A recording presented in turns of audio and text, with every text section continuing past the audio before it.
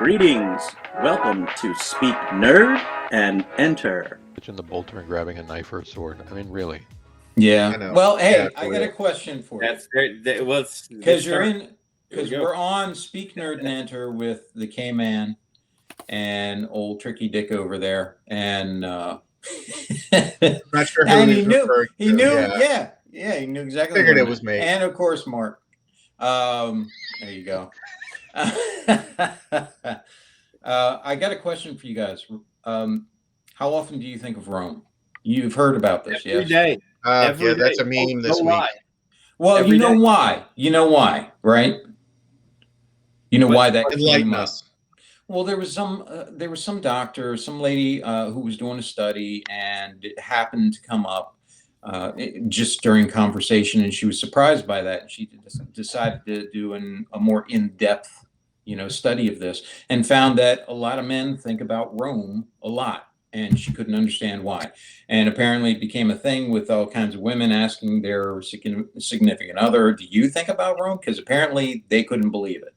And a lot of the guys would say, yeah, daily, or at least 3 times a week, or, that kind of thing. And I remember when I heard it, I thought, I don't see what's weird about that. I don't understand what the problem is. Why because I think about Rome every day. I asked Helena about that. I said, does that strike you as weird? And she said, yeah, it does. I don't understand why you do that. And I couldn't believe that it was mystifying. I was, because Helena, I was surprised to see her react the way that she did, where she was genuinely confounded that I thought about Rome that much. So I was wondering, how often do you guys think about the Roman Empire? Kelly, I'm guessing 0. Not that often. Kelly thinks more Scandinavian. I was thinking about the Middle Kingdom the other day, and so I will answer your question seriously. I'm a big fan of Marcus Aurelius. The Aurelian. Yes, the Aurelian himself. Yes. I like a lot of his. I like a lot of the philosophies that are in his memoir. So I pretty much do think about some aspect of the Roman Empire every. He founded Amway, did he not? He may have. I forget which bullet point that was in his. Yeah, well, they tell you to buy. They tell you to buy a box of laundry gadgets, and then when you don't, they just look at you and say loose. So yeah, you recruit a centurion. They recruit a centurion. Before you know it, you have a praetorian. Yeah, I saw that same article that you did, Sean.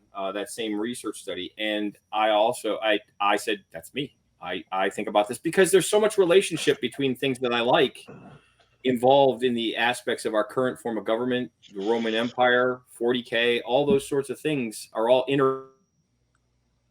I do think about the Roman Empire.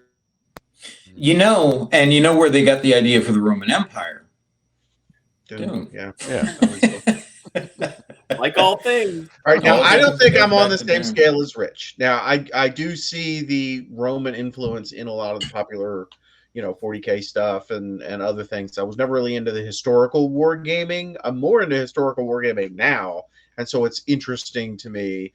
But from the political side, man, the whole bread and circus and barbarians at the gate and all these kind of things that you just like, So yeah, I wouldn't say it's like 2 or 3 times a week, but if you keep your finger on the pulse of politics at all, and any history, how could you not think about the rise and fall of the Roman Empire? You know what I'm saying? So I'm going to go with once a month or something, but it's not like a every other day kind of thing. I'm with Mark on that. It's not an everyday thing, but I think about a lot of different systems of government and civilizations over the years. But that's also because I, like Mark said, you make connections to history. How can you not? Well, but I don't even think it was, for me. It's not about the political system, really. It's not about that. It's about the idea of Rome. So all the cool bits, like, Gladiator, let's be honest, that kind of stuff. The ideal of Rome, that kind of thing, not the Senate is in charge now, and now they got, the emperor and all that. No. Not thinking about all the cool man stuff. That's the thing. And if you think about that, the audacity, the style, you know, all that, the ingenuity that they had was really good. Toga All of parties, those things, yeah. all those things together, which of course sprouted from another one that I think about a lot, which is, you know, Greece with Sparta, you know, not taking away from Athens and stuff, but I mean, we're talking about what guys think about, you know. You got Civis Pacem Parabellum, and you have Molin Labe, and all. There's a reason those have survived as long as they have. And as soon as I say them, Mark knows what it is. Kelly, I guess I'm sure you know. I know you know many what that things. is. And Rich, of course, knows what it is. I just think, guys, you know, that's what we like, and we're not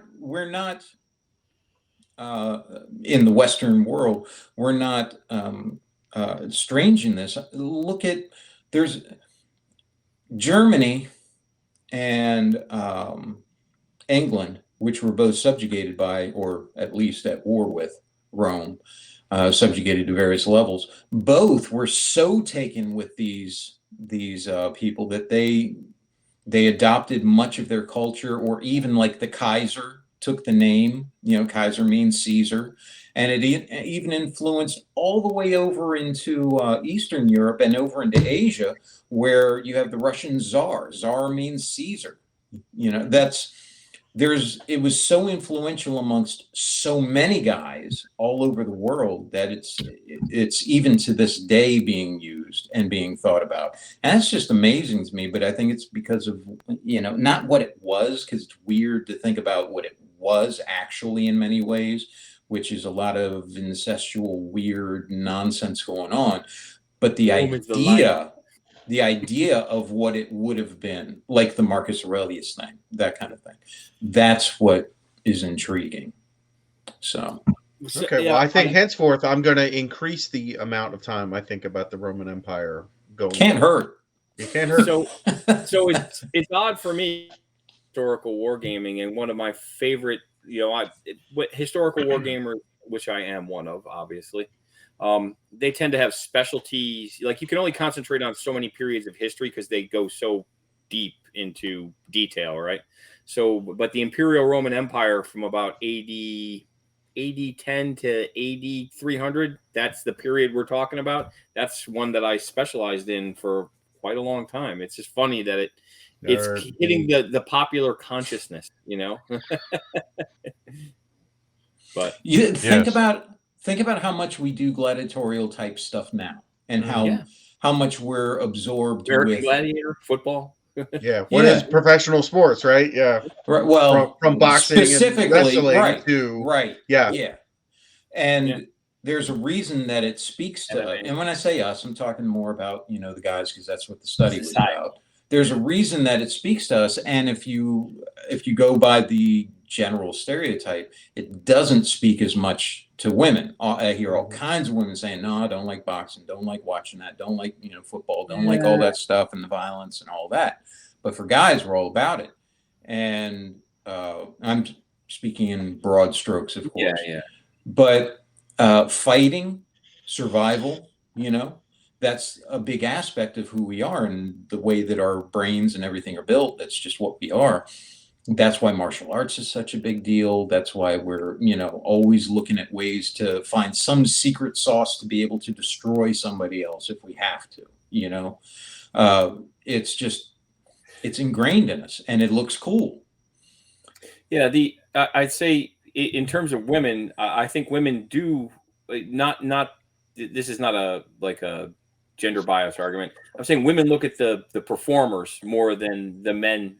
They look at the physical attributes, because that's the nature of females, is they look for a desirable male, and a lot of athletes are desirable, which is exactly what happened in the Roman gladiatorial games. That they were basically high-priced prostitutes for the aristocracy. But in terms of it's a control mechanism, right? And it's a successful one, and it's been used on society for 2,000 years at the very least, where, you know, you give them bread and circuses to distract them from the issues which they could be turning their attentions to.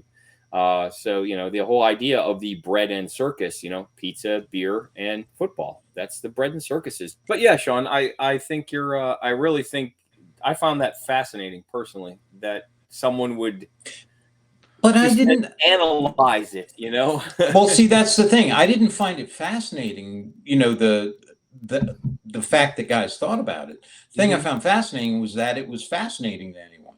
Yeah, It just that's seemed what I mean. if you heard someone talking about the Roman Empire, if a dude comes up to you and starts talking about some aspect of it, right? You don't sit there and think to yourself, well, that's weird. Why are you doing that? I you just would kind actually.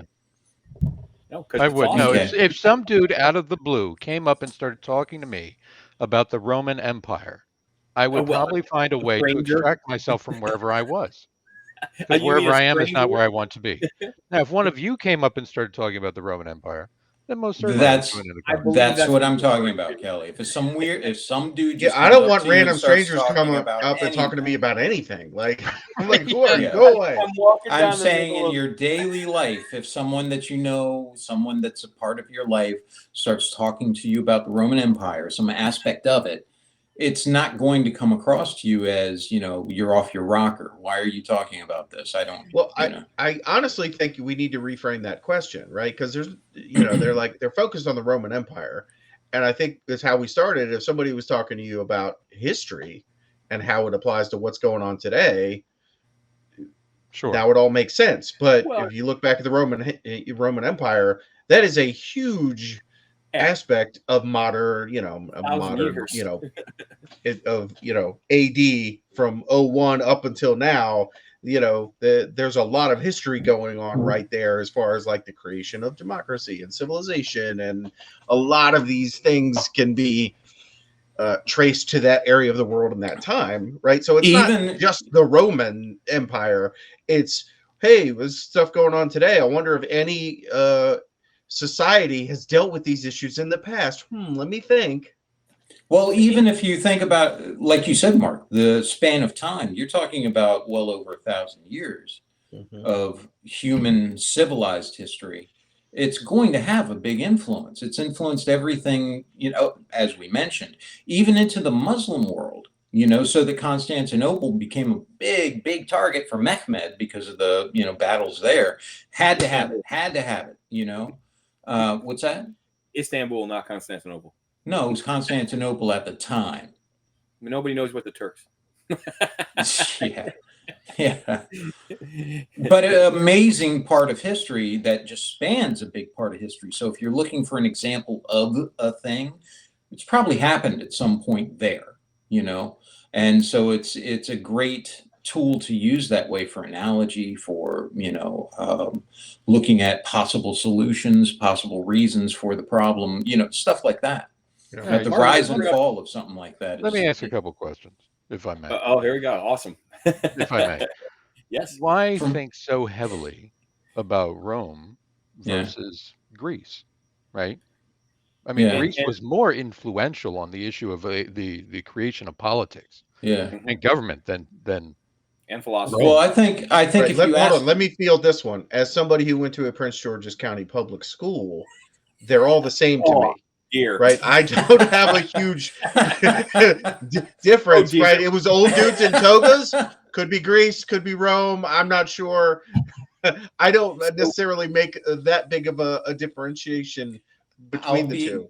I'll be honest with you, Kelly. I think that if you ask guys, I think it was only because the study asked about Rome.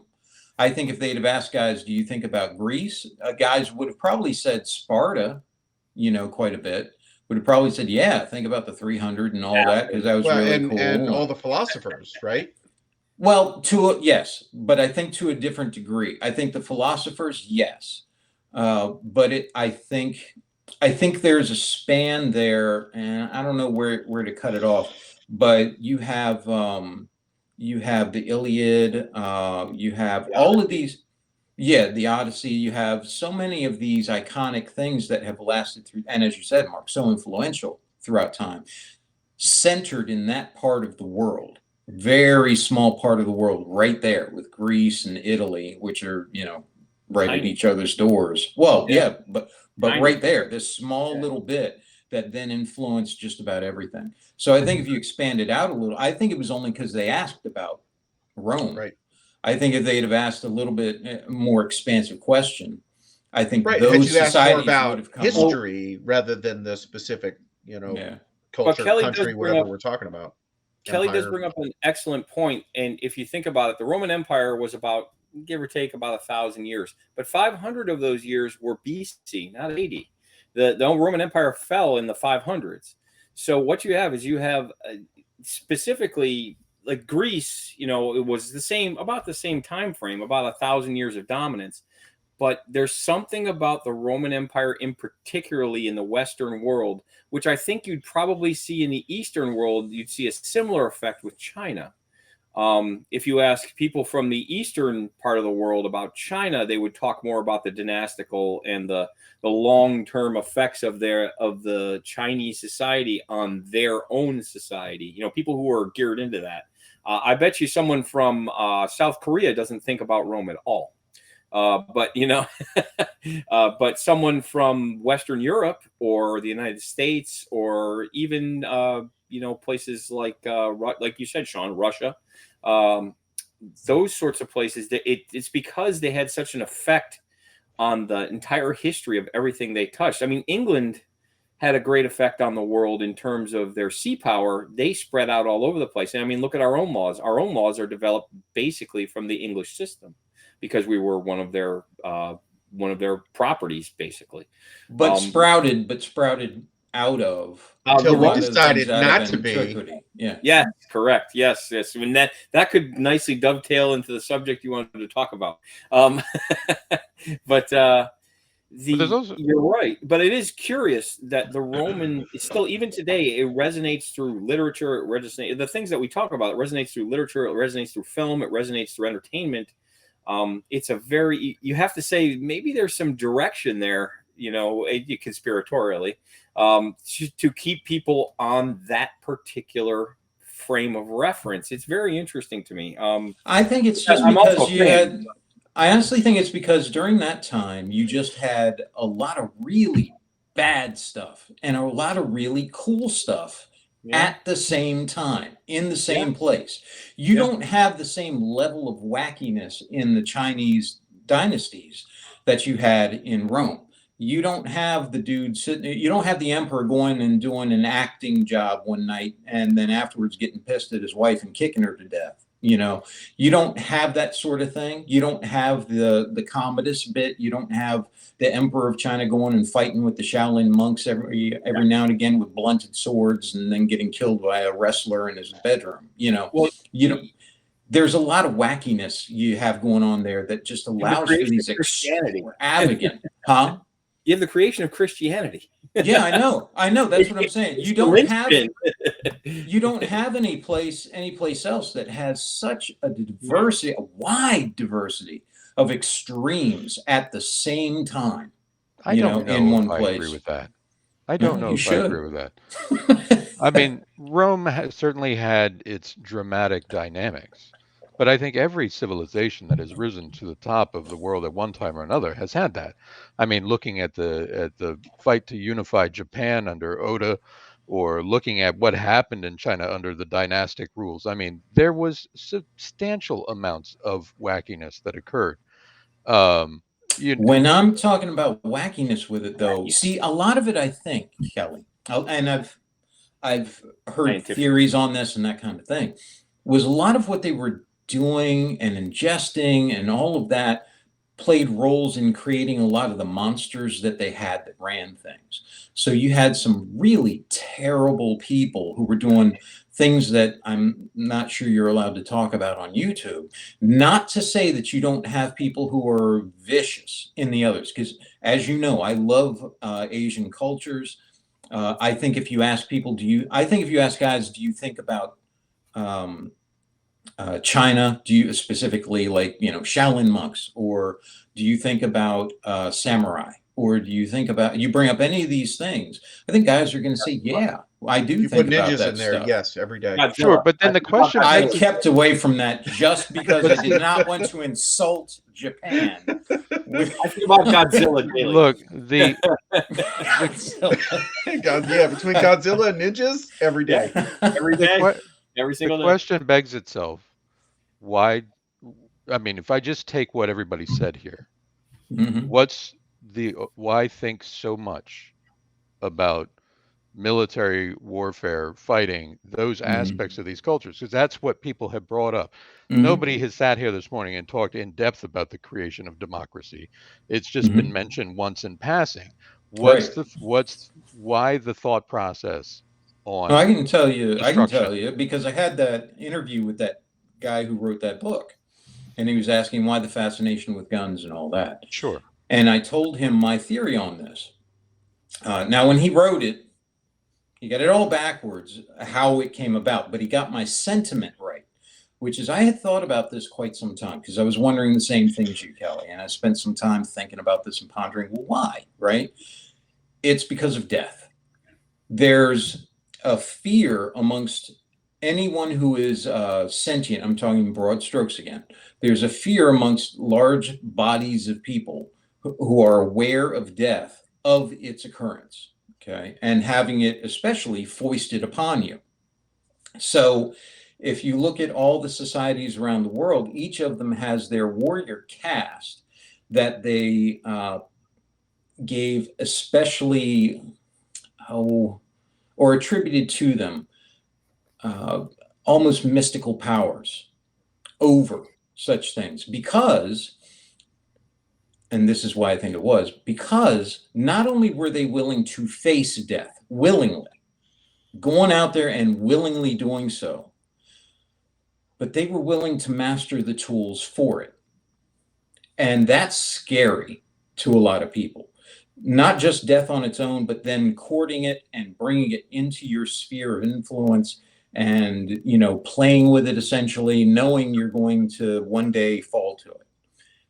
To go in there without fear of it is, to many people, mystical, the ultimate of power, to overcome the fear of, and not only overcome the fear of it, but gain ostensibly the power to deliver it. I think that's what does it. So Sure, you think about the cowboy, you think about the samurai, you think about the Shaolin, you think about the Maori warrior, you think about gladiators, and so any place around the world you go to them, they're going to have somebody in their culture, the Viking and so on. They're going to have somebody, the Zulus and all of these, that is going to be an immense source of pride and awe to that society because they were that warrior caste. I think that's what it is. Okay, well, if you don't mind, I have a comment about that, and then a question, because if that idea were true, my thought was that all of those folks would be liars. If anybody claimed that they weren't afraid in that moment, they are a liar. Okay, go ahead, Rich. No, I say I finish that thought, but I have a response to it when you're done. No, I mean that's kind of it. I mean, listening to, reading books of, and talking to people who have been in positions where they are in war, in that moment, fear is a companion, and a pretty close one at that. I don't think anybody's ever gone into that world without fear. I think there's this romanticism that occurs, but I think the romanticism is far from reality. All right, so if I could jump in there, I don't think Sean is saying that these, revered warrior segments of society aren't afraid of death, right? I think every human is afraid of death, but if you choose to accept that fear and pick up the sword and learn its ways, you're accepting death, but like, I'm going to protect my village, my family, my, society, right? That makes them all the more brave because they're willing to risk their own lives, risk something that they fear. Like, I think that's more what Sean is trying to say, not that, these guys are fearless. Right. Sure. That is generally what I'm saying, is that you find a way, especially when you're talking about the class of, you find a way of overcoming that. Yeah. Okay? Now, Now, Let to Sean to finish. touch on this one, because I just want to touch on this one thing. See if you agree with me, Rich, and then I'll turn it over to you. Okay. Yeah. Thanks. I do think there are times where you're not afraid. And I say that because I've been in them. And I've had that happen to me where someone did try to kill me and I wasn't afraid. I was angry. I was pissed Look, I off. apologize for 'Cause that. the Okay? thing- I'm sorry. How many times do you have to bring that up? The thing that went through my head at the time, and I'm not saying this happens all the time. Each instance, even for the same individual, is going to be different. I've taught this numerous times. You can't tell how you're going to react in every situation just because of one, right? But I do know in two situations, I got angry. And I got angry because the thing that jumped into my mind was my wife, my son, my friends, my life, all those things that this person had the audacity to try to take from me.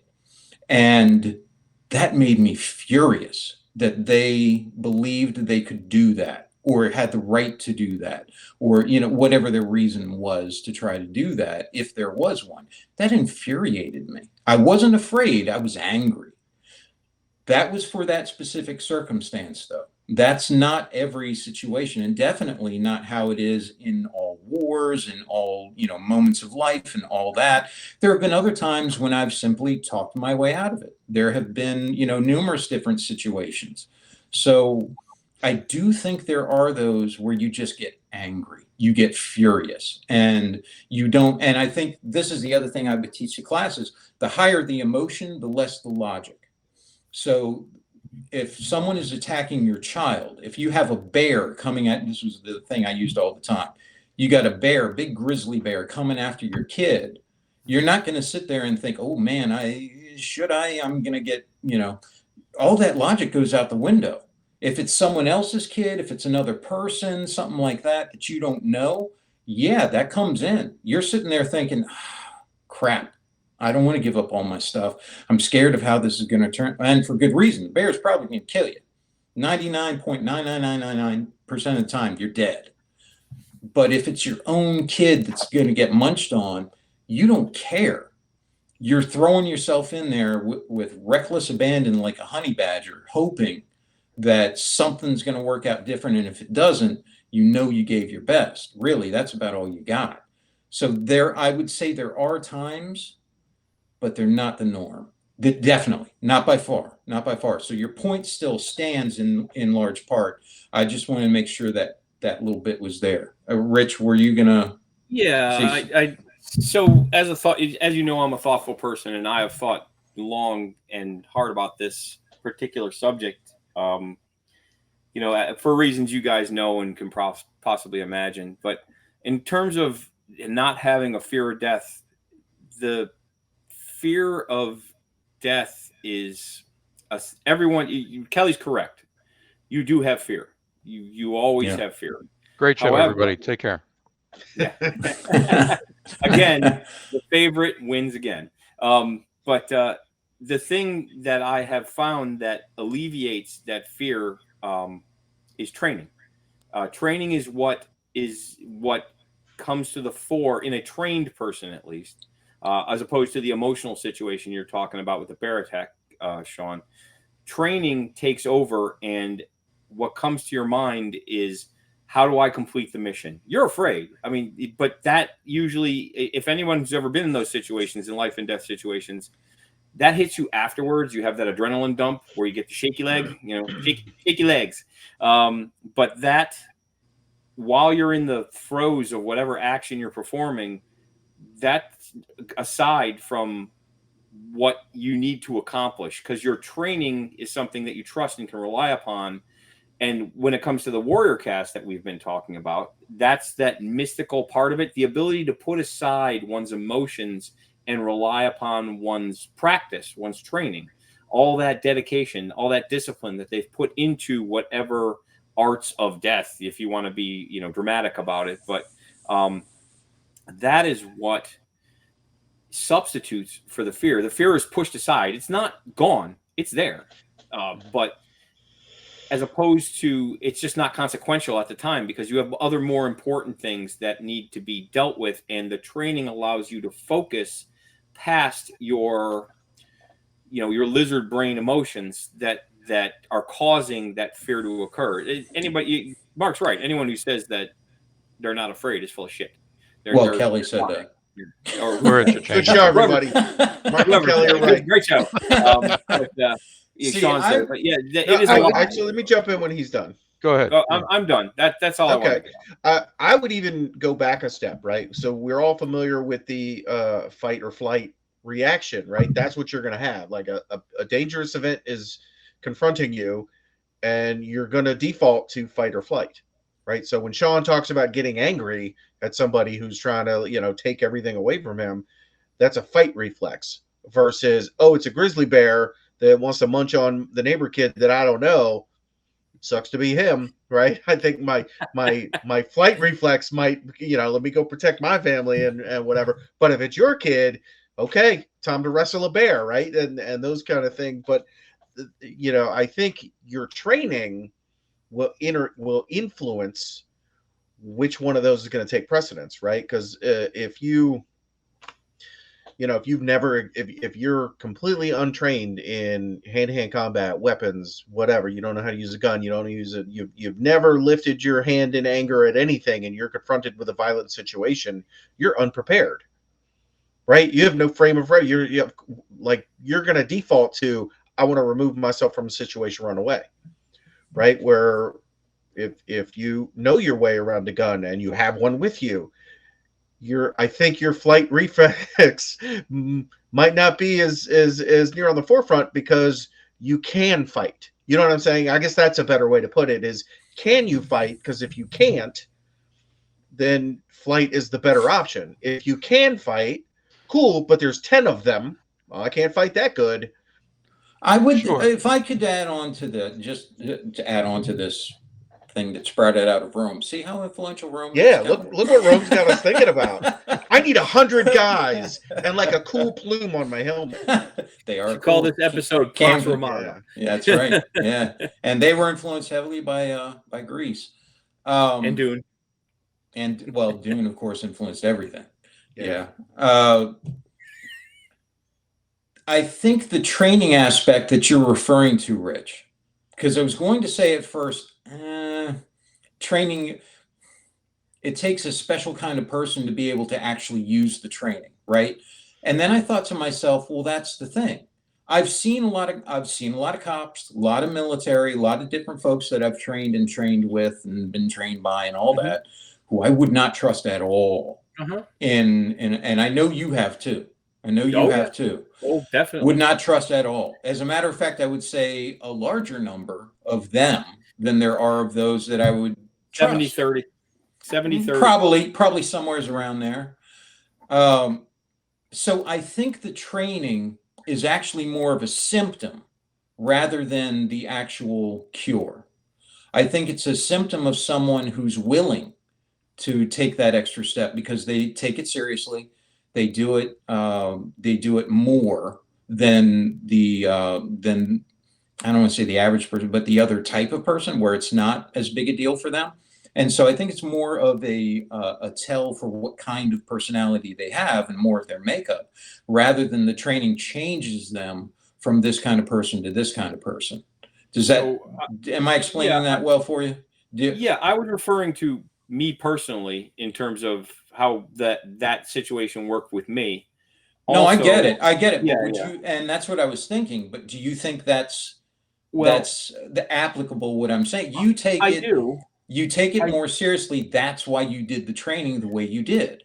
I do, but what I was making the reference back to was that what you discussed about the people that honor or admire that warrior class. Yeah. That's what I was relating it to, is that the kind of function that those people have, the reason why they become so exceptional within the society, why they're honored, why they're admired, is because they have that capability.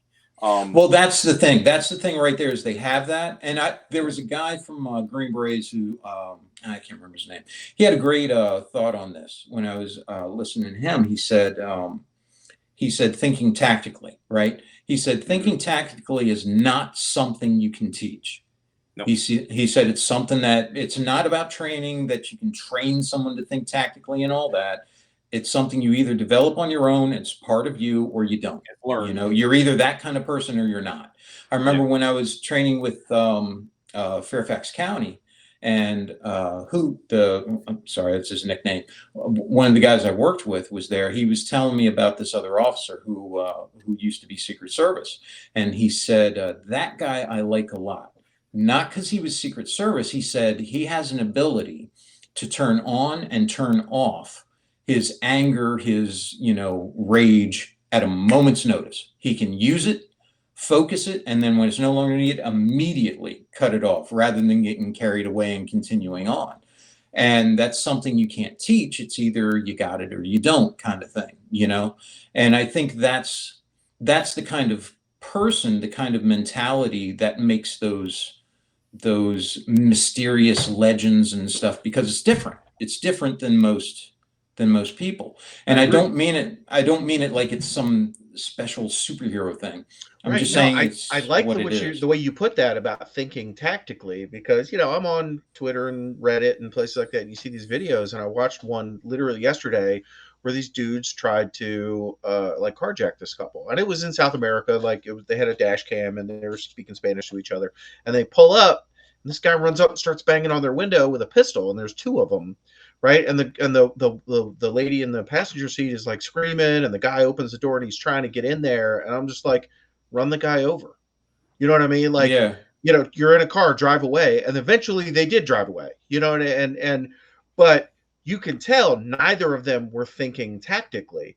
Right. And I've seen other videos where a cartel will try to block it off, and these guys come running out of the bushes, and they end up backing up and having to go around and I'm armchair quarterbacking in a lot of cases. I understand that. Yeah. But I like to think that I think tactically like that. I'm like, I have a 5,000-pound weapon. He has a pistol, right? Yeah. He's standing in front of me. You pull a gun on me and my wife when we're driving, you're going to shoot me or you're going to get run over, right? I'm not afraid to damage my vehicle to get out of that situation because I've thought about that. You know what I mean? Yeah. Like I've been to, what was it, back in 97 or whatever it was, where out in front of CIA headquarters, this guy rolls up with an AK-47 and just starts shooting people as they're waiting to turn left to go into CIA headquarters, right?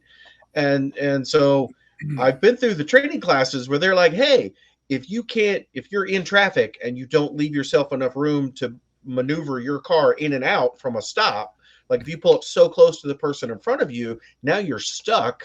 That's bad. So I don't do that. You know what I mean? How many people think about that? I think a lot don't, right? But I think people who think tactically do, because I do think about that kind of thing, not because I'm running around scared, someone's going to jump out of the bushes with an AK-47.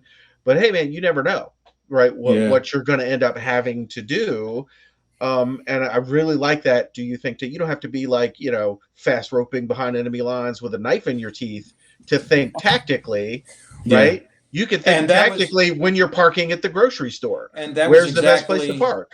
And that was right under a light, maybe, so I don't get jumped in the parking lot, or carrying my groceries out, something like that. That was exactly his point. As a matter of fact, he said almost exactly what you said, which is you don't have to be special forces to be tactically minded or any of that. As a matter of fact, it's got nothing to do with that. You either are or you aren't tactically minded. So anyway, I don't. And to bring this into the nerdy realm, when you're running a D&D game with new people who've never played, like I think playing role-playing games makes us or helps us become tactically minded, right? I think it can help expose. They have no idea what they're doing, right? I think it can help expose. Kelly, you had something. Go ahead. No, please continue. Oh, I thought you were getting ready to say something. No, I have a nerdy reference, but it's completely in the other direction from Mark. So there's movies that we like that are bad but good, right? That you like, but they're terrible movies. This theme that we're talking about comes up in the movie Hancock, of all things, the Will Smith vehicle, the superhero vehicle. I don't think I've ever seen the whole thing through. I know what it's about. Yeah. I enjoy the movie quite a bit, but one of the themes in it is that it's a superhero movie, sort of. But the theme in it is that exceptional people that are genetically programmed to be the protectors of humanity, it's just in them. Or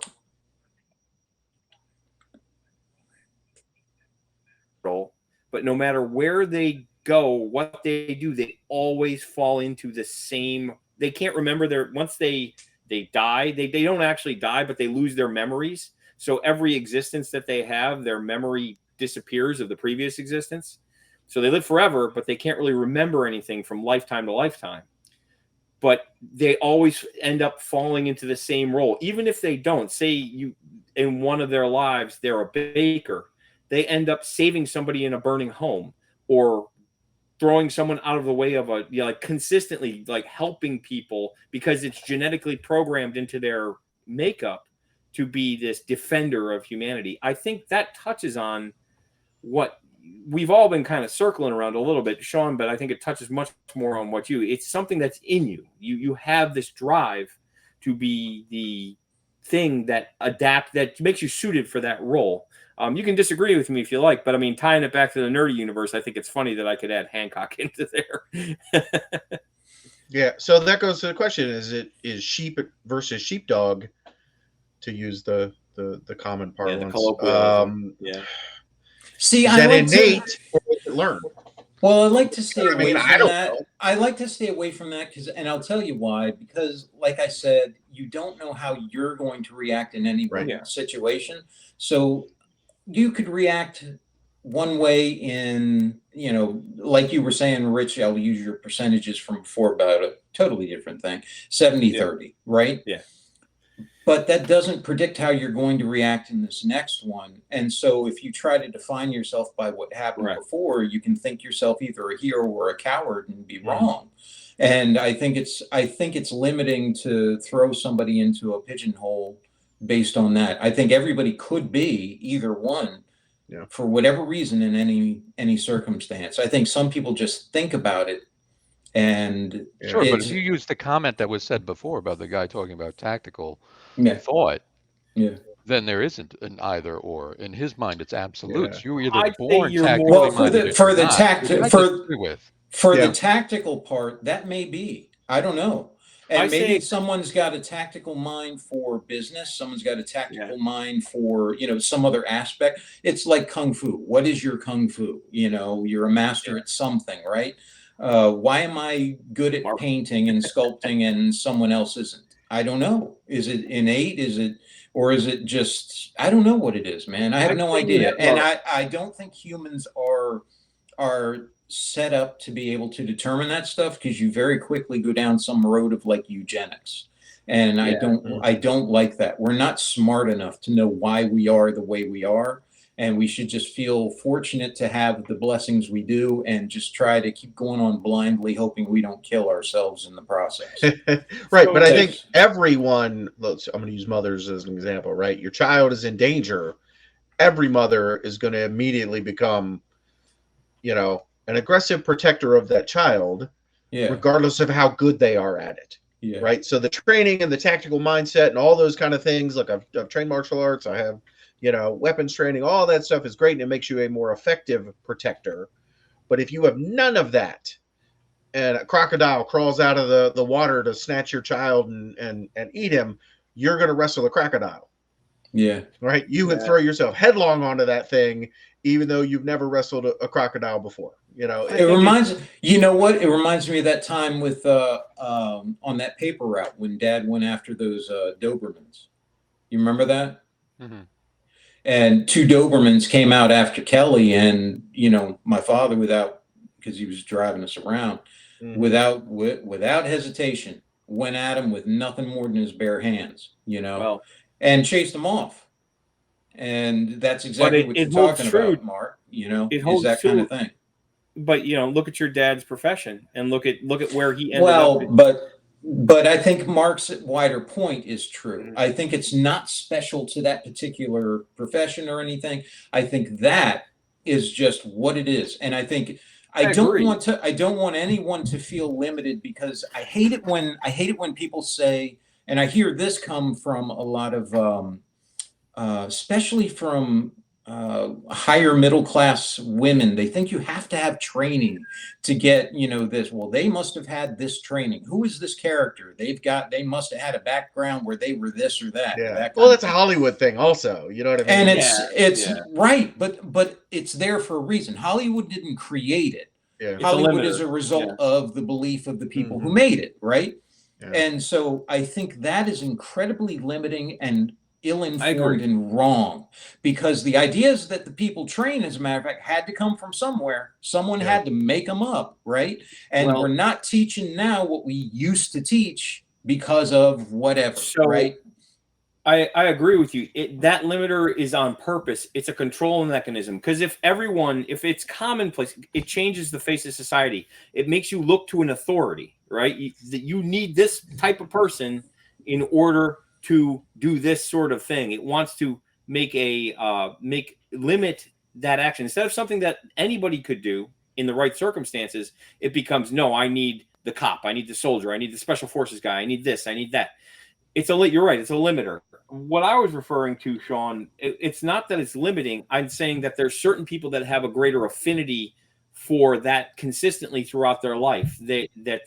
It's just Okay, I'd go with that. I'd go with that. Some have a Yeah. more of a Correct. affinity towards it. I'd go with that. That's what But I'm going. just as long as it's not, because I agree with you. No, I think there's no. a lot of don't you I do think it. limiting it, for sure. Abdicate that to us and we'll take care of it, kind of thing. Yes, correct. And Yeah, we have anyone magic who- special training yeah. and that anyone makes us who's an expert in this thing, whatever that thing is. well, the greatest counter to that is anyone who's actually in that field, who's any good at it, will tell you that's not true. You No. can't, you can't rely on that at all. You can't carry me in your ever. pocket. You know? Right, you I'm not can't in your rely on pocket. what? You can't rely on someone else to do it for you. Yeah, no one's going to help you when the shit hits the fan. Yeah. You got to help Yeah. yourself. Sure, but if we go with the idea that only certain people are tactically minded or skilled to do it, then that No, no, no, it's not that- exclusive. Not that only certain people are. He was saying Comes some easier. have more of a propensity towards it. Yeah, it Yeah, comes but easier. he said it couldn't be taught, and I fundamentally Yeah. disagree with that. It can Yeah, be. No, it can be taught. Yeah, it the can be. tactical mind, well, see, this is the thing. I don't know how much can. I don't know. Right. Well, Like I think it goes said- back to if you're familiar with the traffic light, right? There's, red, yellow, green. And if you're walking around in condition green, you're oblivious to everything that's going on around you, which I think is most of society when they're driving their cars and walking around on their cell phones.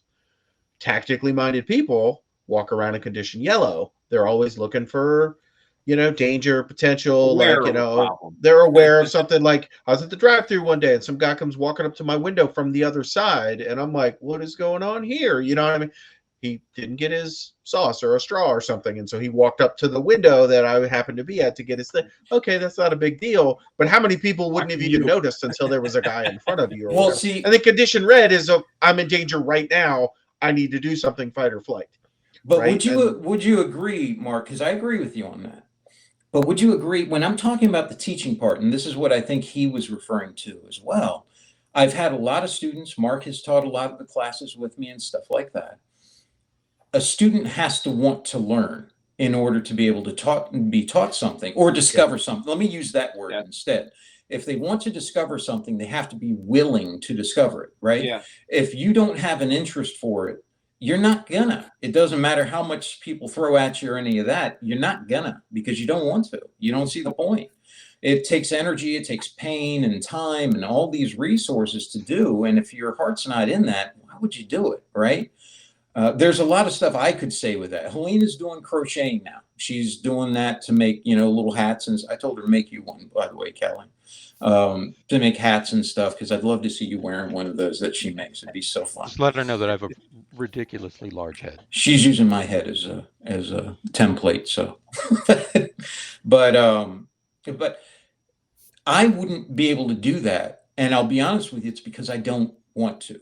It's not of interest to me. And I've met plenty of people that the vast majority that they love to go see a movie maybe about it or something like that. But when it comes to learning how to do it and doing it and putting all that into it and everything, nah, it's not my thing, And you could say that about anything. Why isn't everyone a billionaire? Because not everyone's really into doing that. Or why is everyone not, sailing the seven seas by themselves on all these different things. On a boat they made. And when you talk about, well, why? I don't think it's a deficiency.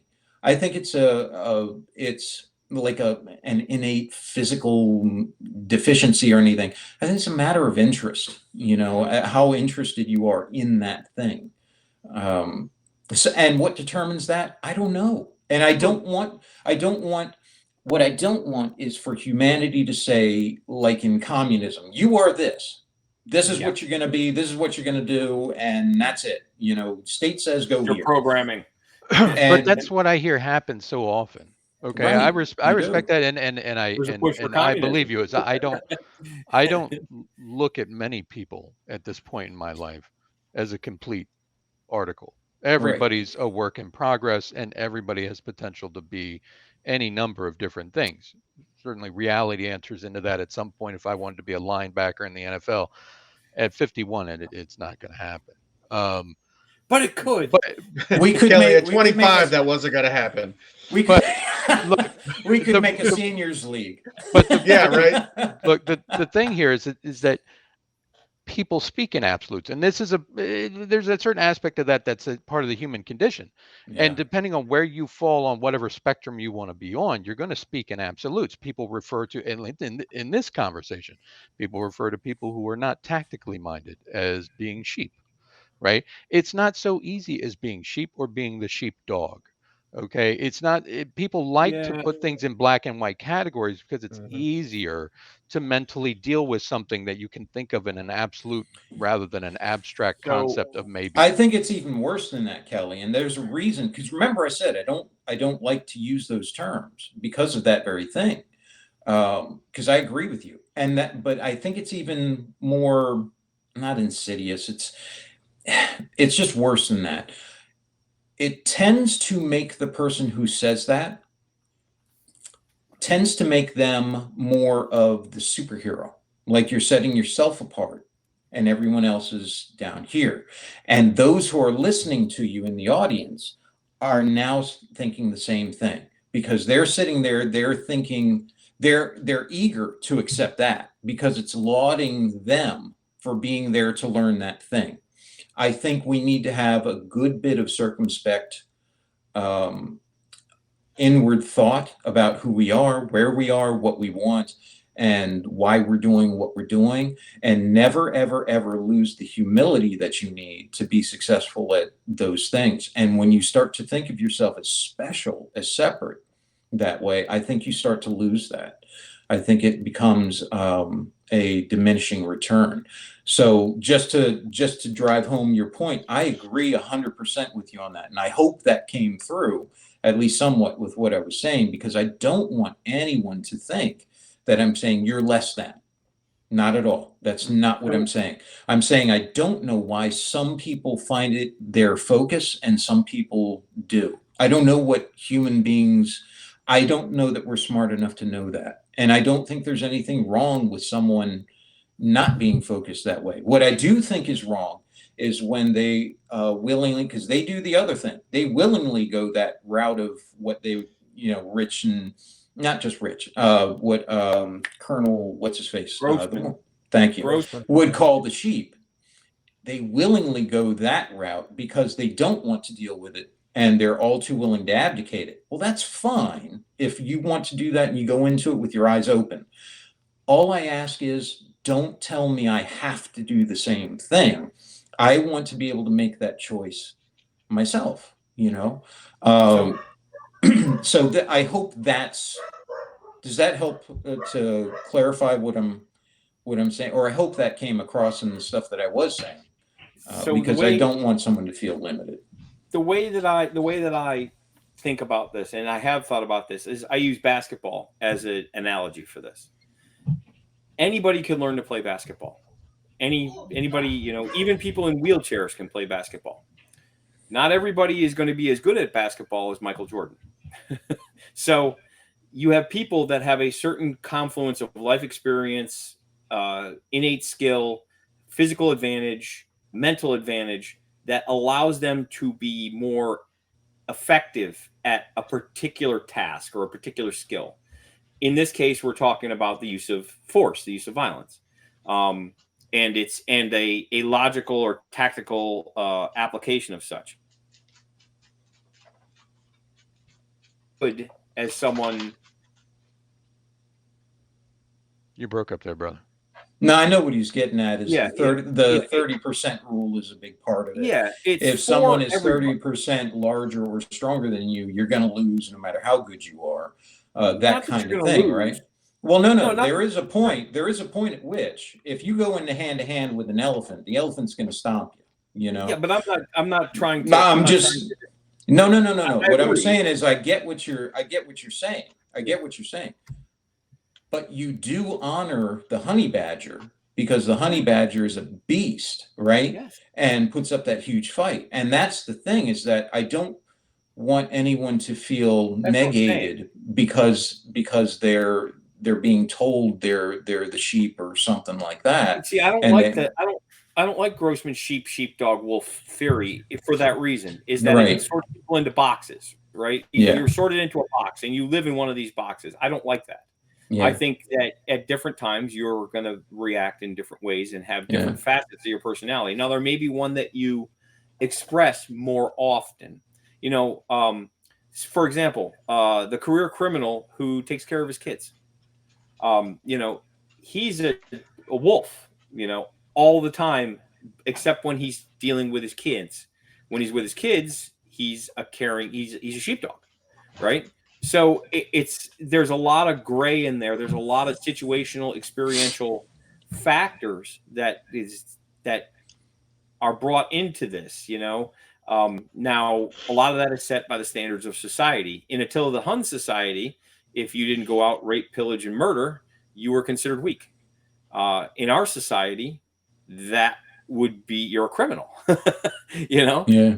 It's a matter of perspective. It's a matter of, you know, there's a lot of factors that engage in the concept of what type of person are you. But in terms of this, like I was saying, and I don't want you to think that I'm limiting people, Sean. I'm not. I'm saying that some people have a greater affinity for this sort of behavior than others. So what we're talking about, this kind of self-defense, tactical minded, violence dealing concept. Some people just are good at it because of I think ability. But I think the part about not being good at it is more because of interest. You know, there's a reason there's things you're good at. there's a reason that I was very good at Halo. And that was the day I got Halo. The very first thing I did was start playing it on Legendary. Never started on anything else because I wanted it. I wanted the toughest they had to do the best that I could and all that stuff until I could go through all the levels on Legendary and all that. And I know this is a stupid analogy, but I think it's one that people. I think it's one that would have maybe more broader appeal, right? You could more people could understand that part, perhaps. And that allowed me to understand the game, understand how things worked and all of that. And then getting into the, 1v1 stuff and the team stuff and all that, understanding how people were moving and all those things until it became innate. And I knew where they were going to be and that sort of thing. I could go and do my thing. But that was all because of my desire to do it. A lot of other people, man, when they get on there, they want to play on easy or super easy, right? And they have a great time with that. That's fine, but it brings out a different outcome, And so the desire, I think, is really what changes it. And I don't know what defines that desire. Would you guys agree with that? I mean, the desire is, like I said, I think you have just an affinity for those sorts of activities. It's just something that comes naturally that you enjoy. And like I said, people tend to enjoy things they're good at, right? If you're good at chess, you tend to play more chess, because you're looking for that. I don't know, man. It's arguable. I mean, See, I think no one's good at doing a lot of painful crap right off the bat and doing a lot of things that hurt And I'm talking about like, 10-minute horse stance or, any of that stuff. Weights. Lifting weights is another great one, really pushing yourself on that stuff. Yeah. All that stuff is not easy. It's not enjoyable, and it's not something that you would normally do. So what drives someone to do it is that desire. And I don't know where that comes from. I don't know I don't know that we're smart enough to know that is really what I'm saying. I can bring it down to the nerd realm, miniature painting. Highlighting very small highlights or blending or any of that stuff. Those things are hard and they're difficult and they're annoying and you fail a lot but there's a desire to the satisfaction that you take in the accomplishment and I think in this physical realm that you're talking about in terms of the violence side of things, there's a satisfaction that one has in oneself of being an effective person of that in that role that a lot of people aren't because it's not normal, it's not average, it's exceptional, and being effective in an exceptional thing pulls a lot of satisfaction in certain types of people. Some people they don't care. They don't care how their performance is. Yeah, some don't, but I find those who are actually really good at doing something never feel they do good at it. No. And you're constantly pushing. Right. And I think actually another downfall, Kelly was talking about the downfall of categorization. And I hope we've drilled home, because I think all of us are on board with this, that is a bad thing. Yeah. Very limiting. But how do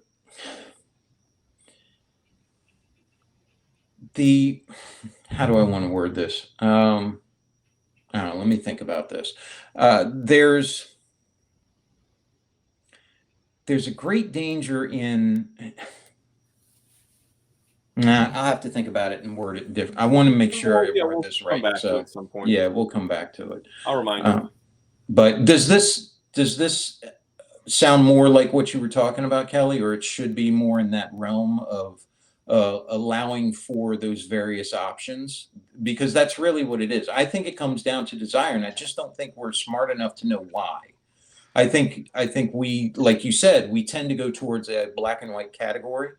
Like I was just hearing a story on NPR today about psychosis and schizophrenia, and the doctor was saying she doesn't really want to use schizophrenia anymore because too many people are being lumped in with this one narrow category because it's easier, to do so.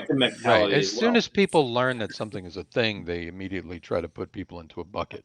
But again, this is a survival mechanism of humanity's evolution, is that you try to categorize things in order to, mitigate risk. Very quickly. Quickly, yeah. But in that categorization, my personal belief is that the categorization is often wrong or misapplied. I agree with that. I agree with that too. And to get to your point with that could play into survival as well, because if you're wrong in how you categorize something, you're dead. And therefore, those who categorize things well are the only ones who continue on and are able to continue that cycle. So that may be part of it, as well. Well, do you survive simply because you limit your interaction? Honestly, I think you survive really because you're lucky. Honestly. Yeah. Well, that would be my personal belief. I would. I was telling a lady at work today about that when I was attacked in a park, and I told her that the only thing that helped me, the only thing that saved me in that moment, I happened to be practicing a move just before then that worked for that. And that was it. If you changed any of the variables, where it was, the terrain, the move, the time, all those things could have gone totally different. Luck was the thing. And if I were going to practice anything, I would practice luck. And I don't know how you do that. But you figure that out. You let us know. Yeah. But, to tie this all back into Speak Nerd and Enter, do you know the one person who ties all of these concepts together and has perfected them? Do you know who that is? Frank Herbert or Jesus? I think he's going to say me. No, Paul Atreides. It's Paul Atreides, the Kwisatz Haderach. Yes. Tying it That's all true. back together. Well, I think I'll give you credit, Rich. That was awesome. I should have thought of that. Yes. Mhm. Which is why I'm not the Quasar Satarat. Yeah. I think whenever anybody's trained themselves, and there's only been one that's done it to where their name becomes a killing word. I think that is the ultimate warrior Smart. class. Yeah, that's what we all aspire to. And he was the project of thousands of years of effort on the Exactly. Queen Mother's part, or not the Queen Mother. The Bene Gesserit. Thank you. Yeah, those freaks. Yeah. Yeah. Oh, The universe Rich, is super big. you know what I was going to tell you? I was watching a thing on these martial arts. I don't want to say masters, but they're definitely aficionados, very accomplished mixed martial arts professional and all that. And went to this scenario-based thing in Australia that one of them put together. And so they go into this one part where they're being attacked by a guy with a knife. And you got a guy who's an ex-cop, you got, mixed martial artist, you got Brazilian jiu-jitsu and some other stuff. All of them ended up being stabbed at various points. And, I think one of them got one scenario where they got a point every other time they died. And the guy who's the cop in there, it makes me think about what we were talking about. That's why it came to my head today. It makes me think about the cop in there. You remind me so much of that cop in there, Rich. You remind me of Icy Mike. In what I missed? Where is this from? Look up Icy Mike and you'll Icy see Mike, what I mean. okay. Yeah. Okay. Yeah. You remind me of him, or he reminds me of you so much. Okay. He does. Icy Just Mike. Yeah, just in his energy and attitude reminds me so much of you. He really does. He really does. Icy Mike. Oh boy. Yeah. Anybody named Icy Mike? I don't know if I want to be associated with that. He used to be a sheriff in was it South Carolina, something like that. I found him. Aging, washed up martial artist who makes YouTube videos. Because you can't. Oh, is that the first thing that came up? That's what comes up here. Yeah. Of course it does. Of course it does. Because you're going to have a lot of people. That's the other thing about the fighting world is there's so many people who are just haters and wanted. He's from Hard to Hurt. Hard to Hurt. He's that guy. I know who that dude is. Yeah. Kelly, I heard a story. You got to hear this from. You got to look this up. Guy Ramsey Dewey. About Tai Chi. It was a story that reminded me almost exactly of the Tao of Jeet Kune Do, not the Tao of Jeet Kune Do, the way of the Chronicles of Tao. That story that was in there, Ramsey Dewey. He has a story where he goes and meets this Tai Chi master in northern China, 80-year-old man. And the dude just whips his ass. And I believe him. The story, I believe him. Very realistic circumstance and all that. I've never known the guy to lie. He actually was a professional mixed martial artist and all that. And learned quite a bit from this guy. I love that story. It was really cool. We've lost Mark. Yeah, that's all right. Did we really lose him? Well, I mean, yeah, it's arguable. See if you sent an email. That's what I'm checking for. But that went. I don't have an email. Roman Empire. So well done. Well, we're still going. I don't know how you would end it. Do we all just leave? Eventually, I do have to go. No, I know. I just don't know how you keep all that. No, if all of it, I don't see anything. Lost. Yeah. This concludes our Speak Nerd and Enter broadcast.